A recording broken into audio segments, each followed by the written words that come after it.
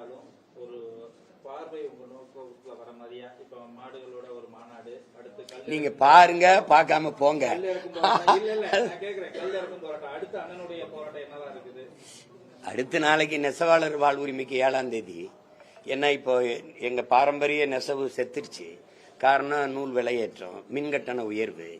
அப்போ உங்களுக்கு எங்களுடைய பாரம்பரிய நெசவு முறை அது எல்லாமே அழிஞ்சிருச்சு. இப்போ விசை எந்திரத்தை சீனாவிலிருந்து இறக்குறான். அப்படின்னா சுத்தமா அங்கங்க இங்க ஏதோ செஞ்சு பொழைச்சிக்கிட்டு இருந்த என் மக்களினுடைய வாழ்வாதாரம் செத்துரும். நாங்க வேற வழியே இல்லை எங்களுக்கு.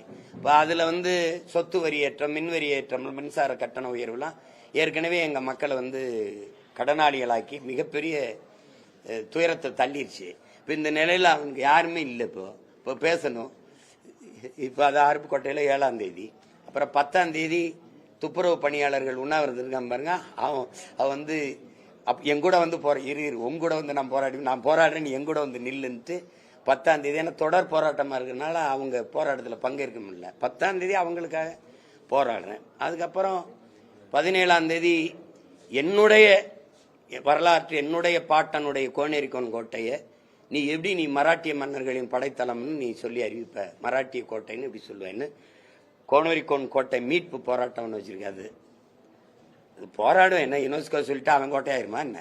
300 ஆண்டுகள் எங்க பாட்டன் ஆனந்த கோனும், அவன் மகன் கிருஷ்ண கோனும், அவன் மகன் கோனேரி கோனும் ஆண்டிருக்கான். இதுல கொடுமை என்னன்னு பாத்தீங்கன்னா, அதே கோட்டைக்கு பக்கத்துல ஒரு குப்பம் இருக்கு.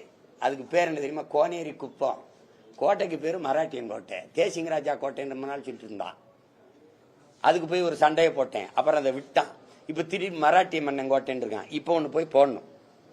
மான தமிழ் மண்ணில் மராட்டியன் கோட்டையா போட்டாதான் செட்டில் ஆகும். அதுக்கப்புறம் உங்களுக்கு தெரியும், இது மரங்களின் மாநாடு நடக்குது. தொடர்ச்சியா வேலை. இடையில அந்த டிஎன்பிசி எழுதி 13 லட்சம் பேர் வெளியே நிற்கிறான்ல, அவனுக்கு வேலை வாய்ப்புக்கு ஒரு போராட்டம். எங்களுக்கு இது தவிர வேற வேலை என்ன இருக்கு? நாங்க ரோடு ஷோ நடத்த முடியாதுல்ல, ரோடு ஷோ நடத்த முடியாது. அப்புறம் இப்படி நின்றுக்கிட்டு ஊர் ஊரா போய் மக்கள் பேர் நடை போவார், மக்களை சந்திக்க போறாருன்னு சொல்லிட்டு முடியாது.